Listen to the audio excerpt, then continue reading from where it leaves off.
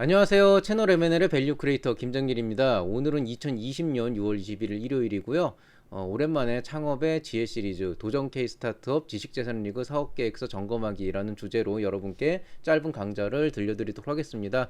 참고로 말씀드리면 뭐 이따가 말씀드리겠지만은 이 지식재산 리그 사업 계획서 마감은 내일까지고요. 다소 늦은 부분이 있지만 사실 제가 여태까지 사업 계획서에 대한 얘기를 워낙 많이 해왔기 때문에 그 내용들만 충분히 숙지하고 계셔도 사업 계획서 쓰는 것 자체에는 크게 어려움은 없을 거예요. 다만 이제 지식재산 리그 같은 경우에는 요번에 조금 달라지는 부분들이 있어서 그런 부분에 대해서 제가 포인트만 맞춰서 점검 포인트를 짚어드리고 이 강좌를 마무리하도록 하겠습니다. 그럼 바로 강좌 시작하겠습니다. 자, 일단 먼저 이 도전 K 스타트업 지식재산 리그에 대해서 간단하게 설명을 드리겠습니다. 여기 나와 있는 것과 마찬가지로 이 도전 K 스타트업이라고 하는 이 전국 규모의 창업 경진대회, 우리나라 국내 최대의 창업 경진대회에서 그 여러 가지 리그 중에 하나로 이제 지식재산 리그라고 하는 게 열렸어요. 주관기관은 이제 특허청이 되겠고요. 일단 경진대회에 왜 나가야 되냐라고 하게 된다 그러면 당연히 이제 여러 가지 혜택들이 있겠죠. 뭐 그 중에 첫 번째 혜택으로는 모두 말씀드리는 거지만 이제 기업 홍보 차원에서 굉장히 바람직한 부분이 있다. 이런 부분에서 좀 알고 계시면 되겠고요. 그 이외에 이제 역시 경진대회니까 뭐 여기 최우수상 한 400만 원 정도의 상금부터 50만 원 정도의 상금까지 이런 상금도 주어지게 됩니다. 여러분 이거 1등 400만 원 얼마 안 된다고 생각하실 수 있지만은요 굉장히 큰 돈이에요. 왜냐면은 경진대에서 주는 400만 원이라고 하는 건 일반적인 창업 지원 사원에서 쓰는 뭔가 목표를 정하고 목표 달성을 위해서 계획을 세워가지고 뭔가 영수증을 첨부해서 증빙을 하는 과정이 아니고 말 그대로 순수하게 이제 400만 원을 받아서 사업 자금으로 쓸 수가 있는 거거든요.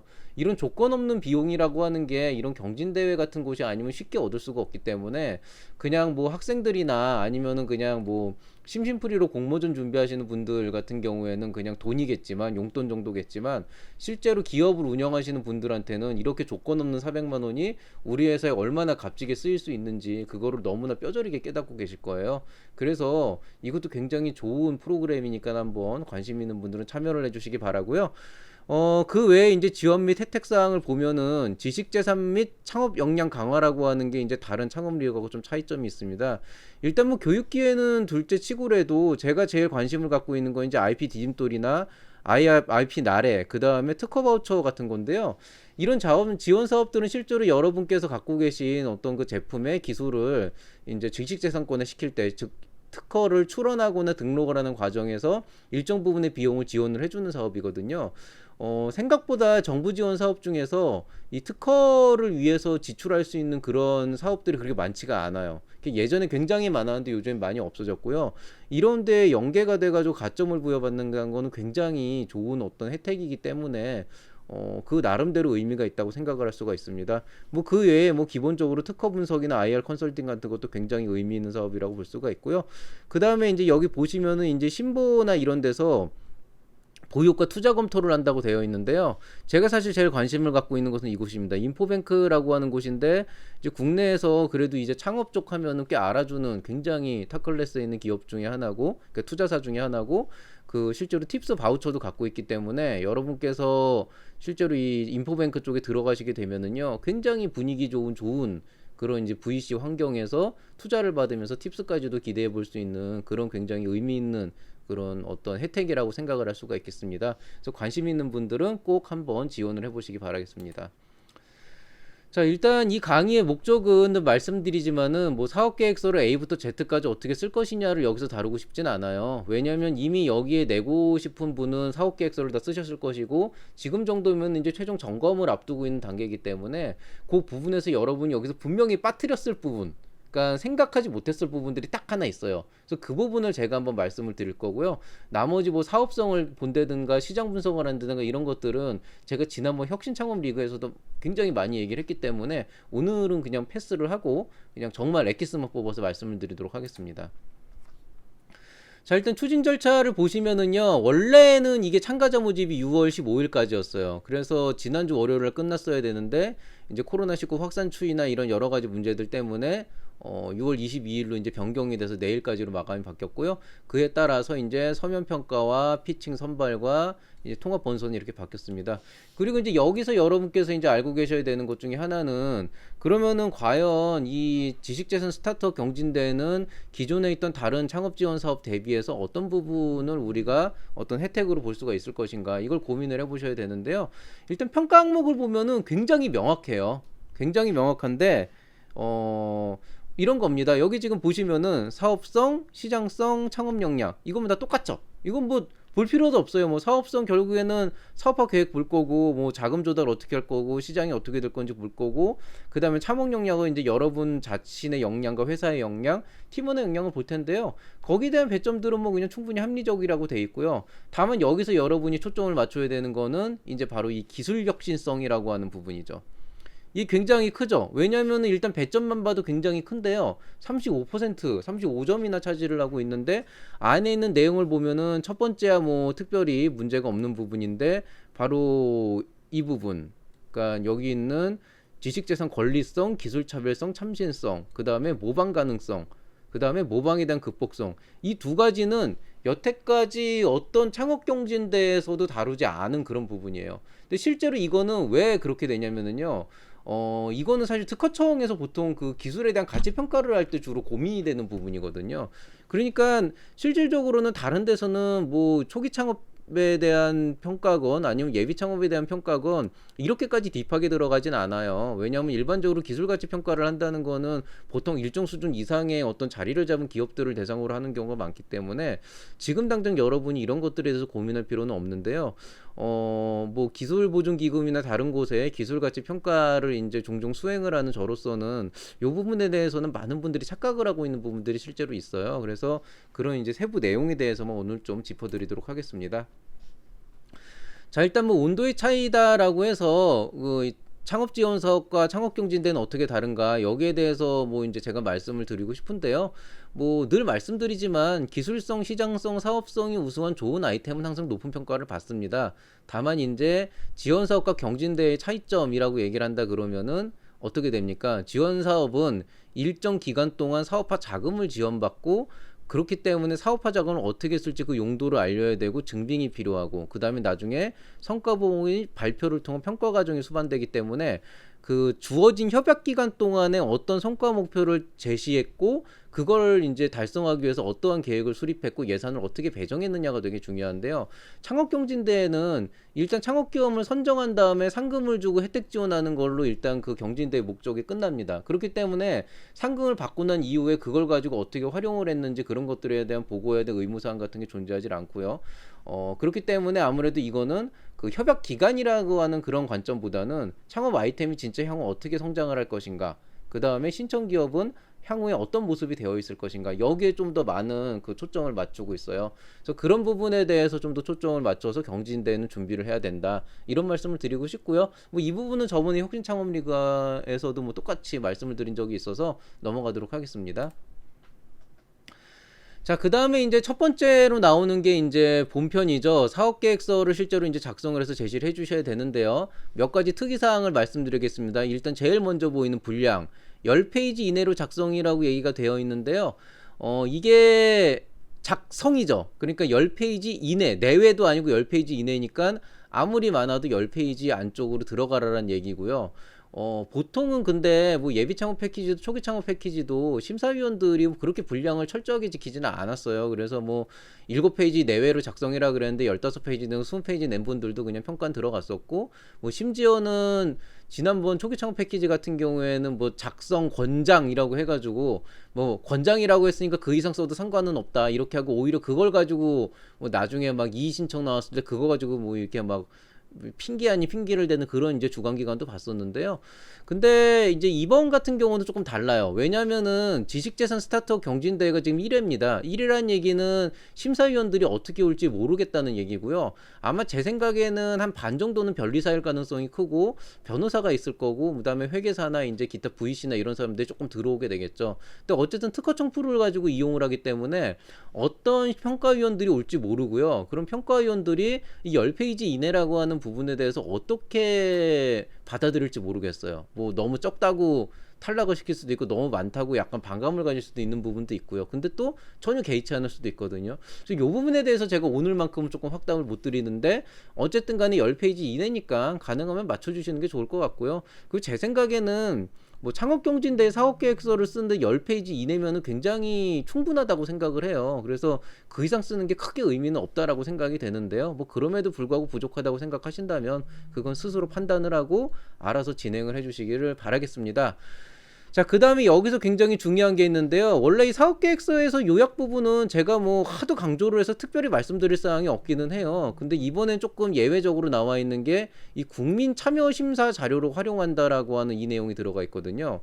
이건 무슨 얘기냐면은 이게 이제 국민 참여 심사 자료라고 하는 건 약간 보조적인 의미로 쓰게 돼 있는데 어쨌든 심사위원들과는 별도로 평가를 하는 위원들과는 별도로 전혀 상관없는 제3의 국민들을 이 안에 초빙을 해서 실제로 평가 점수 자체를 매기진 않지만은 그런 이제 간략한 평들을 이렇게 같이 이제 활용을 참고 자료로 활용을 한다는 얘기예요. 그 얘기는 이제 어떤 의미냐? 결국에는 이 페이지는 다른 본표는 몰라도 이 페이지만큼은 어떤 기술이나 사업에 무관한 그런 어떤 국민들, 어떤 그 국민들이 참여를 해서 그런 분들이 참여를 해서 이걸 본다는 얘기인데요. 그렇게 된다 그러면은 여러분이 여기에다가 막 전문 용어를 쓰고 이 기술이 어떤 거고 해가지고 막 그냥 여러분이 가진 지식을 현학적으로만 뽐낸다고 하더라도 국민들은 그 내용이 뭔지 아무것도 모르기 때문에 결국에는 이게 그냥 휴지 조각이나 다름없는 그런 형태가 될 수밖에 없어요. 그렇기 때문에 이번만큼은 요약을 정말 그 기술에 완전히 문외한인 사람도 정말 읽어보는 걸로 아주 쉽게 이해할 수 있도록 작성을 하시고 그림도 거기에 맞게 좀 적당히 조율해서 넣으실 필요가 있겠습니다. 그 다음에 뭐 늘 말씀드리는 거지만 요약에는 항상 무엇을 할 것인지 어떤 사업 아이템을 생각하고 있는지 그 다음에 누구에게 이 아이템을 제공을 할 것인지 그 다음에 우리 회사가 이런 사업 아이템을 위해서 지금까지 어떤 활동을 했고 앞으로 어떻게 성장해 나갈 것인지 이런 것들을 명확하게 만들어 주셔야 되고요. 그것과 관련해 가지고 스토리텔링 자체가 굉장히 완벽하게 이루어져야 된다. 그래서 항상 말씀드리는 거지만 효과적인 스토리텔링에 집중을 하자. 여기에 조금 더 이제 강조를 하고 싶습니다. 그래서 뭐 늘 말씀드리는 내용이지만 스토리텔링이라고 하는 게 왜 그렇게 중요하냐라고 하면은요. 이건 뭐 저번에도 한번 그 지식 재산이 아니죠. 혁신창업 리그에서도 말씀을 드렸으니까 한번 들으셨던 분 넘어가셔도 좋습니다. 이 스토리텔링이라고 하는 거는 언제 어느 시점에도 되게 중요해요. 왜냐하면은 내가 아무리 좋은 아이템을 만들었다고 하더라도 소비자들에게 실제로 이 아이템을 판매를 한다고 했을 때 이거 좋으니까 사세요 그럼 아무도 안 산단 말이에요. 좋으면 왜 좋은지 그리고 어째서 그걸 사야 되는지 그걸 샀을 때 나한테 어떤 이득이 있는지 그런 전반적인 내용들을 딱 일목요연하게 짧은 시간에 딱 전달을 해줘야 되는데 근데 그냥 이거 좋습니다 신발 필요하시죠? 사세요 이거는 뭐 강매도 아니고 사실 그냥 정말 이 성의 없는 그런 마케팅이거든요. 그래서 스토리텔링은 언제나 중요하게 되는데요. 여러분이 굉장히 많이 하는 실수 중에 하나가 이런 사업계획서 강좌를 많이 오래 보다 보면은요 항상 뭐냐면은 배경이 뭐냐 동기를 찾아라 고객이 누구냐 그걸 찾아라 수요가 높아지고 있느냐 왜 높아지고 있는지 찾아라 그리고 당신이 할 게 뭔지 찾아라 이렇게 하니까 마치 시험 문제 정답 듣듯이 그냥 배경이 뭡니다 수요는 증가하고 있습니다 내가 이거 팔면 잘 팔릴 거예요 이런 식으로만 그냥 써버려요. 근데 중요한 거는 이런 스토리를 보세요 한번. 자 여러분이 굉장히 좋은 기능성이 있는 그런 또 저렴한 그런 어떤 등산화를 개발을 했다고 칩시다. 그리고 여러분이 지금부터 이 등산화를 팔아야 돼요. 자, 이 등산화를 팔기 위해서 이제 투자자도 모으고 실제 판매를 하기 위해서 여러분이 홍보를 해야 되는데 그 홍보의 배경을 보통 어떤 식으로 하냐면요. 최근에 뭐 여러 가지 어떤 레저나 이런 이슈들로 인해서 등산객이 늘고 있습니다. 등산객이 늘다 보니까 등산용품에 대한 수요도 많아지는데 특히 사람들이 좋은 등산화에 대한 어떤 관심도가 높아지면서 수요도 굉장히 많이 발생하고 있습니다. 그래서 저는 이런 시장을 공략해서 저렴하고 높은 기능성을 제공하는 등산화를 만들겠습니다. 이렇게 그냥 스토리를 꾸려가요.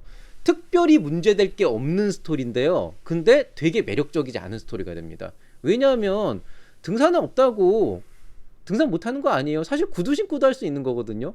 물론 저는 그 등산이라고 하는 거를 요즘은 안 하고 있지만 못 하고 있지만 과거에는 그래도 좀 했었던 시절이 있기 때문에 등산 장비나 이런 것들이 왜 필요한지 너무 잘 알고 있습니다. 그렇지만은 우리가 등산화를 안 신었다고 산을 못 올라가는 건 아니라는 거죠. 기본적으로 위험도가 좀 높아지긴 하겠지만은 그러니까 무슨 얘기냐면은 이런 식으로만 그냥 해버리면은 아니 그럼 지금까지 등산화 없던 시절엔 사람들이 어떻게 살았대?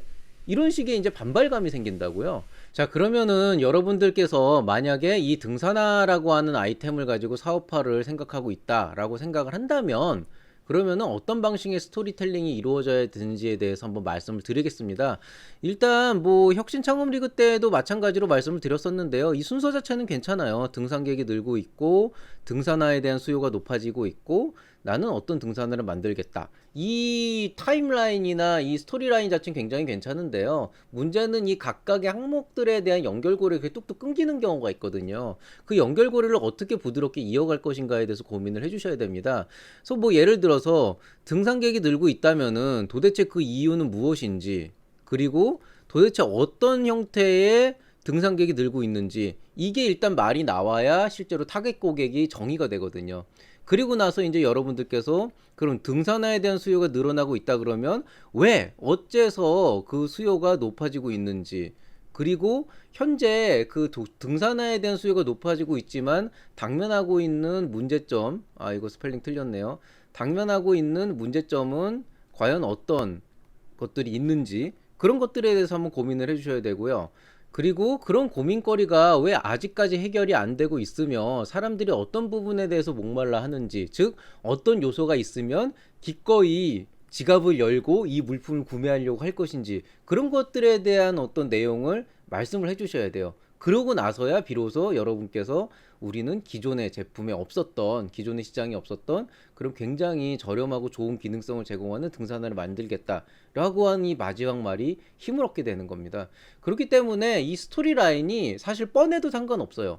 뻔해도 상관없지만 중요한 건 공감이거든요. 위에서부터 아래까지 차례대로 읽어 내려가는 과정에서 그래 그래 그래 그런가 그렇구나 라고 하면서 자연스럽게 이거 정말 괜찮은 아이템이나라고 생각할 수 있게끔, 그 뭐 참여단이 됐건 평가위원이 됐건 그런 부분들을 동조할 수 있게끔 여러분이 스토리를 끌어가야 되는데, 이제 이런 내용들을 이제 여러분이 적당하게 이어주질 않고 등산객 늘고 있어요, 등산화 필요해, 등산화 팔래요, 이렇게 그냥 밋밋한 그런 사업 계획서를 쓴다 그러면 구조상 틀린 것도 없고 내용상 빠진 것도 없지만 굉장히 재미없고 매력적이지 않은 그런 사업 계획서가 된다라고 생각을 해주시면 되겠습니다. 자, 그러면은 본격적으로 이제 본문에 대해서 한번 말씀을 드리도록 할게요. 일단 여기 이제 문제인식 파트인데요. 사실 오늘 이거만 얘기하면 끝나거든요. 근데 그 중에 이제 첫 번째입니다. 창업 아이템의 개발 동기 및 목적, 필요성. 사실 저 이거는 오늘 그렇게 많이 얘기를 안 하려고요. 왜냐면은 워낙 많이 얘기했던 부분이기도 하고, 사실 이제는 제 사업계획서 강좌 보면 이건 다 똑같은 내용 들어가 있을걸요. 그래서 뭐 늘 말씀드리는 거지만 개발 동기와 목적이라고 하는 건 항상 why, 왜 이게 필요하고 what, 그 필요성을 충족시키기 위해서 내가 무엇을 할 것이다. 그 두 가지가 가장 명확하게 드러나야 되는 부분이고요. 늘 말씀드리지만 심사위원이 변리사건, 회계사건, 변호사건, VC건 아니면 저 같은 이제 뭐 공학을 전공한 엔지니어건 간에 항상 첫인상은 중요한 법이에요. 제일 첫 번째 라인에서 이게 왜 필요하고 무엇을 할 것인지를 명확하게 정의를 하지 않는다 그러면 그 다음에 여러분이 어떤 얘기를 해도 그게 전혀 와닿지가 않아요. 왜냐하면 이 사람이 뭘 하겠다는 건지 모르니까 뒤에 있는 내용들이 도대체 무슨 말을 하는 건지 이해가 안 되거든요. 그래서 항상 첫인상이 중요하니까 이 부분은 정말 명확하고 간결하게 제대로 어필을 할 것. 그 다음에 늘 강조하는 스토리텔링. 이건 뭐 여기 안에서만 몇 번을 강조했기 때문에 제가 더 이상 말씀 안 드리겠습니다. 그리고 이제 스토리텔링에 이어지는 수요성이라고 하는 부분에 대해서 꼭 집중을 해달라는 얘기입니다. 시장이 커지고 있다라는 거는 그렇게 중요하지 않아요. 왜냐하면 모든 사업계획서, 모든 창업경진대회나 정부 지원 사업에 내는 그런 사업 아이템의 사업계획서를 보면은 절대 감소하는 시장을 내세우는 그런 사업계획서는 없습니다. 오히려 그거보다는 뭐 템셈솜 이런 거 나오지 않아도 좋으니까 그냥 그 사업계획서 안에서 여러분께서 하려는 그 사업 아이템이 정확하게 어떤 타겟 고객을 목적으로 하고 있고 대상으로 하고 있고, 그 다음에 그 타겟 고객이 실제로 어떤 수요가 있기 때문에 내가 그 수요를 충족시키려고 하는지, 그런 것들을 모든 사람들의 공감을 끌어낼 수 있는 방향으로 잘 진행을 해주셔야 되겠습니다. 자, 그리고 이제 이게 사실은 오늘 강좌의 본편이죠. 이 한 페이지만 제대로 이해를 하셔도 오늘 강좌는 다 들으셨다고 생각을 하면 되는데요. 이제 다른 경진대회는 없는 되게 유일무이한 그 내용이 하나 들어가 있어요. 지식재산 차별성 및 모방 회피, 기술 완성도 등이라고 되어 있고요. 뭐 여기에 이제 뭐 여러 가지 굉장히 복잡한 내용들이 들어가 있는데요. 이 파란 부분에 있는 내용들이 사실은 여기 있는 표제를 만족하는 되게 좋은 사항이기는 해요. 근데 좀 더 원론적인 부분에서 접근을 하자 그러면 우리가 흔히 기술적 차별성이다, 뭐 제품의 차별성이냐, 비즈니스의 차별성이다 이렇게 얘기를 하는데요. 우리가 흔히 얘기하는 지식재산권 관점에서의 차별성은요, 정말 우리가 여러분이 생각하는 일반적인 기준하고 굉장히 많은 차이가 있어요.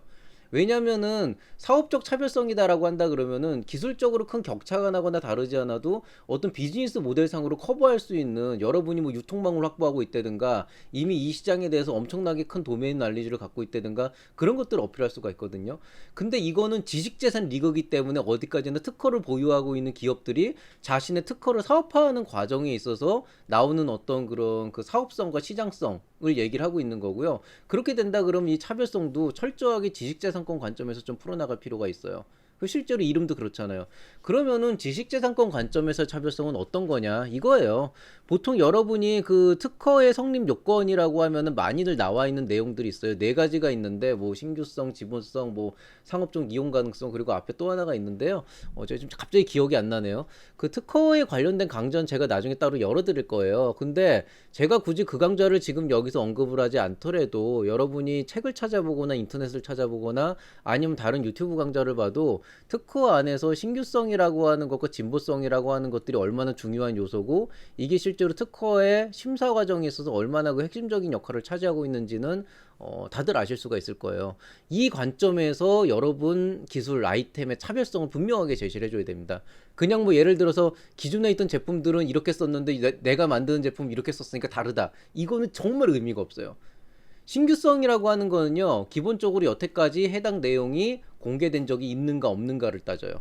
그렇기 때문에 기존에 만약에 여러분의 관련된 어떤 제품들이 나온 적이 있어도 똑같은 제품이 나온 적은 한 번도 없다라고 한다면 그런 부분들을 강조를 해야 되고요. 그 다음에 기존에 있었던 유사 제품 대비 내가 갖고 있는 진보성은 어떤 것들이 있는가, 그런 것들을 확연하게 구분할 수 있는 차별성을 내야지, 뭐 예를 들어서 예전에는 이 펜을 뭐 플라스틱으로 만든, 나는 금속으로 만들었다, 이건 진보성이 아니에요. 만약에 금속으로 만들었기 때문에 진보성이 생긴다 그러면은 왜 그게 진보성이 있는 건지 그 차이점에 대해서 분명하게 명시를 해줘야 됩니다. 그리고 그런 그 달라지는 부분으로 인해서 어떤 효과가 나오고 어떤 가치가 살아나는지, 이게 어떤 시장의 가치가 아니고 정말 기술적 가치가 살아나야 되거든요. 그냥 단순히 이 플라스틱을 금으로 바꿨기 때문에 이게 더 비싸게 팔 수 있다, 이건 안 된다는 거예요. 그렇기 때문에 여러분이 지식재산권 관점에서의 차별성이라고 하는 거는 실제로 기술가치 평가를 들어갔을 때 이 많은 그 대표 이사님들이 오해를 하고 있는 부분 중에 하나예요. 이거 이렇게 달라졌고 사업 잘 되고 이렇게 돼 있는데 이게 왜 안 되냐 이렇게 얘기하시는데요. 원래 사업이 잘 되는 아이템도 특허 등록 안 될 수 있거든요. 그런 경우 되게 많아요. 마찬가지로 아무리 아이템이 좋고 기존에 있는 다른 사람 대비 굉장히 매출이 잘 올라가고 있다고 하더라도 그거는 대표이사의 사업 역량이 되게 좋아서 그런 거지, 실제로 제품 자체는 그냥 똑같은 걸 수도 있는 거거든요. 그냥 인맥이 더 좋아서 잘 팔릴 수도 있어요. 그렇기 때문에 이런 신규성이나 진보성 관점에서 차별성이라고 하는 거는 이미 그 제품을 특허로 냈다 그러면 분명히 그 안에서 인정을 받은 거기 때문에요. 그 내용들을 확실하게 어필해야 되는 그런 것들이 굉장히 중요합니다. 그리고 이걸 그렇다고 뭐 여러분 냈던 특허 명세서 그 가지고 그냥 내용들 그냥 그대로 베껴서 내지 마시고 그 안에다 여러분이 실제로 갖고 있는 소울을 좀 효과적으로 담아내실 필요가 있고요. 물론 적정 수준에서 어떤 사업적 마인드도 좀 담아내시면 더 좋겠습니다. 어쨌든 창업 리그니까요. 자, 그 다음에 이거 모방 회피. 이게요, 이거 실제로 여러분 이거는 여기 사업기획서뿐이 아니고 어떤 지원 사업에 있어서 뭐 평가나 발표 평가 갔을 때 되게 질문 많이 나오는데요. 대부분 착각하고 계시는 게 있어요. 나는 이미 특허가 있기 때문에 모방 회피를 할 수 있다, 이거는 정말 말도 안 되는 얘기예요. 특허권으로 기술을 보호하는 것과 모방을 방지하는 건 정말 별개의 얘기인데요. 아주 단순한 거예요. 여러분께서 만약에 이런 펜이라고 하는 제품을 독자적인 기술력을 통해서 개발을 했다고 칩시다. 그리고 특허도 냈어요. 등록도 완료가 됐고 완벽하게 특허 방어를 한 다음에 여러분 이 제품을 이제 시장에 내놓을 수 있겠죠. 너무 비싼 거기 때문에 이게 뭐 애플 펜슬은 아니지만 뭐 한 10만 원 정도 한다고 칩시다. 그러면은 10만 원을 가지고 여러분 열심히 팔고 있는데, 예를 들어서 중국에서 그냥 이거랑 똑같은 제품을 그냥 자기네들 찍어가지고 한국에다 저가를 뿌려버렸단 말이에요. 한 3만 원 정도 팔아요. 그럼 사람들이 3만 원짜리 산단 말이에요. 근데 특허 침해 대상이기는 해요. 그러면 여러분이 취할 수 있는 것은 그 제품에 대해서 가처분 소송을 거는 거고요. 거기에 대해서 손해배상을 청구할 수 있는 거지, 그 업체가 이걸 모방하고 있는 거를 막을 수 있는 건 아니죠. 왜냐면 그 업체에서 나는 죽었다 깨어나도 베끼겠다 그러면은 그걸 막을 수는 없어요. 대신 이제 그 제품이 팔리는 만큼 여러분이 이제 소송을 걸어가지고 손해배상을 받을 수는 있는 건데, 그거는 사실 어떻게 보면 사후 약방문인 거거든요. 여기에서 얘기하는 모방 회피나 모방 난이도에 대한 거는요, 정말 순수하게 남들이 이거를 정말 작정하고 베낀다고 했을 때 그대로 베낄 수 있을까 없을까에 대한 얘기를 하는 거예요. 예를 들어서 뭐 우리나라에서 굉장히 이제 그 높은 기술력을 갖고 있는 어떤 그 측정기기 업체에서는요, 어떤 것들을 노하우로 갖고 있냐면은요, 부품들을 그 제품을 사다가 부품을 다 분해해서 하나하나 부품까지 다 측정을 해가지고 고스란히 이제 그 거기 있는 모든 구성 요소를 다 알아냅니다. 그리고 그걸 다시 조립을 해요. 그러면은요, 원상태로 작동을 안 합니다. 뭔가 정밀도가 떨어져가지고 원래 제대로의 품질이 안 나오는 거예요. 그게 왜 그러냐면 그 회사가 갖고 있는 영업 비밀은요, 조립하는 순서, 부품 끼우는 방식, 그 다음에 체결을 할 때 조이는 그런 어떤 토크까지 모든 것들이 다 회사의 영업 비밀로 보호가 돼 있거든요. 그렇기 때문에 그대로 고스란히 조립을 안 하면 이 제품이 만들어지지 않는 거예요. 그럼 이런 경우에는 아무리 내가 그거랑 똑같은 부품들을 사다 조립을 했다 그래도 똑같은 퀄리티의 제품이 안 나오기 때문에 분명하게 모방을 회피할 수 있는 어떤 그 핵심 기술이 되는 거죠. 그렇기 때문에 여러분이 여기에다가 나 특허 이만큼 있으니까 모방 회피할 수 있어요? 그거 아닙니다. 모방 난이도는요, 그냥 아주 간단해요. 남들이 베낄 수 있어요, 없어요? 그냥 내가 이 제품 사다가 막 뜯어보면서 어떻게 베낄 것이냐 안 베낄 것이냐, 이거를 이제 여러분이 어떻게 막을 수 있을 것인가. 왜냐하면 뭐 특허 침해 소송을 들어와가지고 손해배상을 해도 되지만 사실 기업을 해야 되는 사람이 소송이 엮이면 되게 골치 아프거든요. 거의 인생이 무너져요. 삶이 무너집니다. 엄청나게 시간을 뺏기게 되거든요. 그러니까 그런 과정보다는 모방을 아예 하지 못하게끔 하는 것도 되게 중요한 요소예요. 그리고 여러분 뭐 잘 아시겠지만은 사실 뭐 미국, 일본, 중국, 한국 이렇게 막 돌고 돌다 보면은 지난 수십 년간의 기록들을 보면은 결국에는 다들 모방을 하고 하면서 계속 이렇게 기술의 발전이 있어 왔거든요. 그게 잘한다는 얘기가 아니고요. 실질적으로 이 모방이라고 하는 것들이 하면은 안 된다는 건 도의적인 의미로 나오는 거지만은 너무도 자연스럽게 지난 십수년간 이어져 왔어요. 그렇기 때문에 앞으로도 있을 것이고, 여러분은 어쨌든 모방이 이루어진다 그럼 여러분의 기업 이미지에 타격을 받는 그거부터 시작을 하게 되거든요. 그렇기 때문에 막아야 된다는 거예요. 그래서 모방 회피는요, 나 특허 많아요? 뭐 내가 이거 잘 만들어, 이게 아니고요. 정말로 영업 비밀의 관점에서 풀어나가셔야 됩니다. 그리고 또 하나는 제가 기억이 남는 답변 중에 하나가, 이거 실제로 다른 사람이 모방한다 그러면 어떻게 할래요? 그러니까 제가 이거 3개월 동안 만들어가지고 정말 고생해서 만들었는데 이거 아마 다른 사람들이 만들면은 한 1년 넘게 걸릴 거라 괜찮습니다, 이렇게 얘기를 하더라고요. 근데 그것도 말이 안 되잖아요. 아니 정말로 뭐 어떤 사람이 뭐 예를 들어서 뭐 투자금을 뭐 한 20억 정도 끌어가지고 주변에 굉장히 뭐 이런 소프트웨어나 이런 거 잘하는 베테랑 등을 모아가지고 이거 만들어요 그러면 훨씬 더 잘 만들어요. 일주일 안에 만들 수도 있어요 아마. 그러니까 그 본인이 사실 그 업계에 무슨 뭐 최고봉에 있는 권위자도 아니거든요. 그 밑도 끝도 없는 그 어떤 자신감이 어디서 나오는지 모르겠는데, 일단 기본적으로는 그 모방 회피나 영업 비밀이라고 하는 거는 나의 역량에 대한 거라기보다는 우리 회사가 갖고 있는 어떤 기술적인 역량과 어떤 외부로 유출되지 않은 기밀적인 그런 사항들이 어느 부분이 있는가, 이런 거를 이제 중심으로 풀어 가셔야 됩니다. 근데 한 가지 주의하셔야 될 거는, 그렇다고 우리 회사가 뭐뭐뭐 갖고 있다라고 해서 기술 사항을 다 공개하면은 안 되고요. 그냥 되게 단순한 거예요. 예를 들어서 자, 이 펜을 만들려면은 그냥 조립만 하면 되는 것 같지만 실제로 이 피랍이나 이런 것들에 따라 가지고 나오는 그 퀄리티가 달라지기 때문에 그걸 정밀하게 조절하는 기술이 필요하다. 우리는 어떤 수없는 연구 개발을 통해서 이런 것들을 이제 영업 비밀을 간직하고 있다, 보유하고 있다. 이런 식의 그냥 그 약간 큰 틀은 아니들 약간 이제 적당한 선에서 얘기하면 되고요. 만에 하나 심사위원들이 그거에 대해서 좀 디테일하게 물어본다 그러면요, 철저하게 그건 끊어버리셔도 되고 나중에 뭐 항의를 하셔도 상관은 없습니다, 그 부분은. 왜냐면 그건 심사위원이 실수하는 거고 신뢰를 범하는 거거든요. 그렇기 때문에 기밀상을 공개하진 마시고요. 그렇지만 뭐 큰 범위에서 이 정도는 말해도 상관없겠지 하는 것들 있잖아요. 좀 뭉뚱그려서 이거 겉으로 보기에 만들기 쉽지 않은데 뭐 어떤 부분들에서 우리만의 노하우가 필요하다, 이 정도는 할 수 있는 거잖아요. 뭐 예를 들어서 뭐 내가 뭐 굉장히 뭐 훌륭한 김밥 레시피를 갖고 있다 그러면 뭐 김밥을 싸는 방법은 다 동일하니까 그것들보다는 뭐 나만의 소스가 있다 이런 얘기는 할 수 있는 거잖아요. 그래서 그런 부분들을 적절히 조율을 하시는 게 필요하다 이렇게 말씀을 드리고 싶습니다.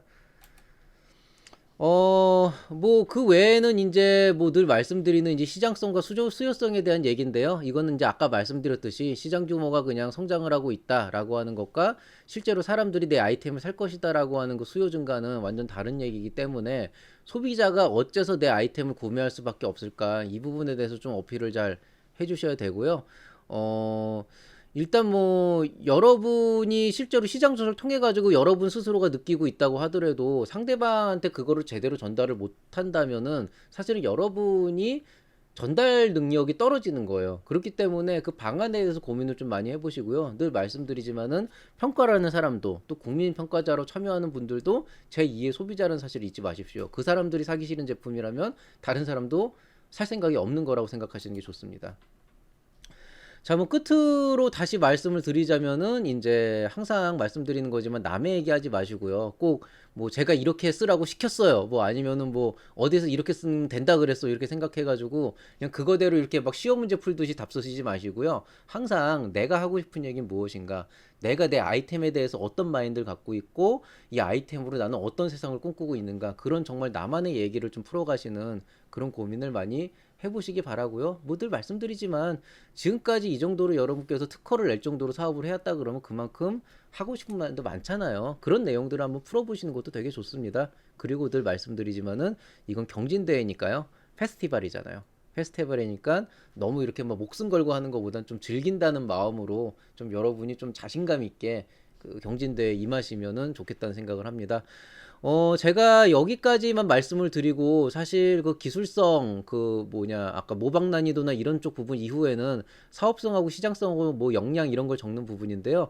그 부분은 너무 많이 했기 때문에 또 재탕을 하는 게 의미가 없다고 생각을 해서 생략을 하겠습니다. 근데 만약에 그 부분에 대해서 궁금하신 분들이 있다면 이제 제가 예전에 썼었던 지식재산 리그나 뭐 아니면은 뭐 시장조사 방법 아니면은 뭐 초기 창업 패키지 사업 계획서 쓰는 법 요런 쪽을 참고하시면은 조금 도움이 될 거라고 생각을 하는데요. 뭐 오늘은 사실 뭐 지식재산 리그는 일단 특허를 갖고 있는 기업이나 이제 예비 창업자들이 낼 수 있는 거기 때문에 지원할 수 있는 거기 때문에 지금 와가지고 뭐 아 빨리 내야죠 그래서 낸다 그래서 낼 수 있는 건 아니에요. 그래서 이미 아마 준비하시는 분들은 거의 다 준비를 하셨고요. 요거는 이제 제가 아까 말씀드린 그 체크 포인트에 맞나 그것만 체크를 하시는 거기 때문에 그 부분만 점검을 해주시고 만약에 주변에 또 같은 뭐 여러분이 내시진 않지만 주변에 지식재산 리그를 준비하시는 분이 있다면 요 포인트만 짚어서 할 수 있도록 그냥 간단하게 그 링크 같은 거 공유해 주시면 좋겠습니다. 자, 오늘 강좌는 여기서 마무리하도록 하겠습니다. 강좌의 마지막은 늘 그렇듯이 우리 채널 M&L의 Q&A 창구에 대해서 소개를 해드리겠습니다. 여러분께서 강의 자료가 필요하시거나 문의사항이나 신규 강좌를 개설하기를 원하신다면은 여기 나와 있는 링크, 이 링크는 다시 말씀드리지만은 이 하단에 있는 그 뭐라 그래야 되죠? 그 설명, 강좌 설명을 안에 제가 링크를 놔뒀으니까 그걸 클릭하셔도 되고요. 아니면 여기 보이는 이 QR 코드를 찍어서 들어오시면은 바로 여러분이 필요로 하는 그런 사항들을 문의하실 수 있게 됩니다. 댓글 및 문의사항 확인은 일단 10시 이후라고 했는데요. 안타깝게도 제가 또 바빠지는 바람에 솔직히 10시는 제가 장담을 못 하겠고요. 제가 12시 이후에 댓글 및 문의사항은 확인을 한 다음에 반드시 하루 이틀 안에는 늦어도 하루 이틀 안에 보내드리도록 하겠습니다. 늘 말씀드리지만 Q&A 창구 이외의 방법을 통한 문의는 제가 정중하게 사절을 하고 있으니 양해 부탁드리고요. 뭐 간혹 가다가 그 얘기들이 있더라고요. 이제 제 채널에 있는 내용들을 이제 뭐 쓰는 거를 봤다 이런 내용들이 좀 오고 있는데요. 뭐 어쨌든 뭐 제가 지금 현 시점에서 뭐 이렇게 특별히 어디와 협업을 해가지고 뭔가 이렇게 이루어지고 있는 일은 없으니까 저를 사칭하거나 사기하는 그런 상황에서는 항상 주의를 해주시기 바라고 혹시라도 그런 일이 발견이 되면 저한테 말씀을 해주시면은 좀 고민을 해서 대응 방안을 한번 찾아보도록 하겠습니다. 자, 일요일이고요. 이제 오늘 하루가 얼마 안 남았습니다. 내일은 다시 월요일이 시작이 되고요. 또 우리가 활기찬 하루를 준비하기 위해서 오늘 또 일찍 잠자리에 드는 게 필요하겠죠. 제발 부탁인데 제가 아무리 밤샘을 조장한다 그래도 오늘만큼 강좌를 일찍 올려드렸고 점검 사항이 그렇게 많진 않을 거기 때문에 가급적이면 오늘 필요한 부분들 빨리 마치시고 일찍 잠자리에 드시기 바라겠습니다. 모두들 즐거운 한 주를 시작하시길 바라겠습니다. 감사합니다. 채널 M&L 김장길이었습니다.